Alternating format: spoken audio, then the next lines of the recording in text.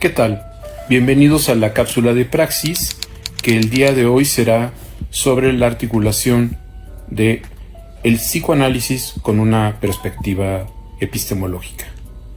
El psicoanálisis, como sabemos, es una invención de Freud, y en esa invención participa él generando una serie de diálogos, de posiciones críticas. Paul Ricoeur, en algún texto que se fue traducido como Freud, una interpretación de la cultura, proponía que había tres filósofos de la sospecha: Freud, Marx y Nietzsche. No se equivoca al dar cuenta cómo la forma en que ellos fueron elaborando su conocimiento fue a partir de ver aquellas desquebrajaduras, aquellas cosas en que cada una de las disciplinas no alcanzaba a dar cuenta. ¿Cuáles eran estos topes? ¿Cuáles eran estos fracasos?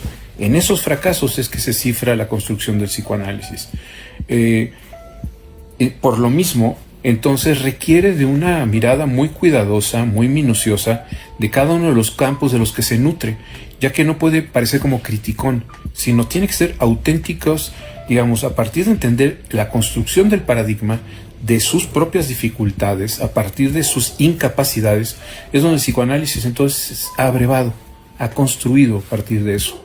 En ese sentido, desde el principio, Freud fue usando una serie de conceptos como el de aparato del lenguaje, aparato psíquico, que de alguna forma trata de mostrarnos este sentido de cierto mecanicismo, cierta instrumentación que no es natural a la condición humana, sino que ahí hay un andamiaje, un sistema, algo como por ejemplo cuando habla de complejo de Edipo, no se está refiriendo a algo complejo, sino complejo en el sentido de complejo industrial, es decir, de articulación de sistemas, articulación de operaciones, articulación de procesos, y entonces podemos entender en este sentido cómo Freud fue elaborando su propuesta.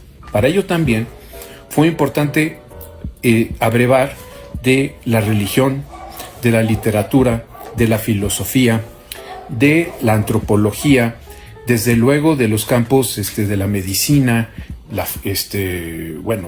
indiscutible pensar la filosofía, la ética, la estética, toda esa serie de planteamientos que de alguna forma lo que interesa al psicoanálisis es la manera que ellos articulan su saber sobre la condición humana. Es en eso donde el psicoanálisis empieza a construir un diálogo. Por eso, el psicoanálisis no es una disciplina dialógica, solamente como construcción de su campo, sino que para nutrirse establece los diálogos.